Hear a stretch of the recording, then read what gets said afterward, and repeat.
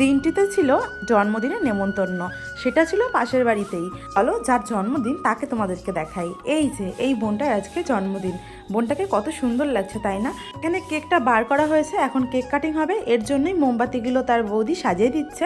আর তার আগেই পিছনে বেলুন দিয়ে ডেকোরেশনটা করে দিয়েছে তার একটা বোন।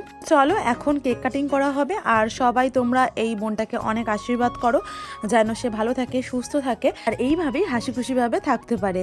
কেক কাটিং অবশেষে হয়ে গেছে, এখন তার বাবাকে সে খাইয়ে দিচ্ছে, এমনকি তার বাবাও তাকে কেকটা খাইয়ে দিচ্ছে।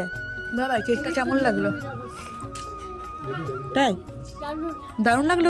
ফাইনালি বসে পড়েছি খেতে, সকলে মিলে বসে পড়েছি এক জায়গায় খেতে। আর বাবাই তো প্রথমে বলেই দিল, প্রথমে দিয়েছিল কেক, কেকটা ছিল দারুণ খেতে। তারপরে দিয়েছে এই যে লুচি আর মাংসের তরকারি, মানে চিকেন। আর চিকেনটাও কিন্তু এখন খেয়ে দেখবো কেমন হয়েছে। প্রথমে একটু লুচির সাহায্যে আলু আর একটু ঝোল মাখিয়ে খেয়ে নিলাম, দারুণ লাগলো খেতে। লাস্ট পাতে ছিল পায়েস, এটাও ছিল দারুণ।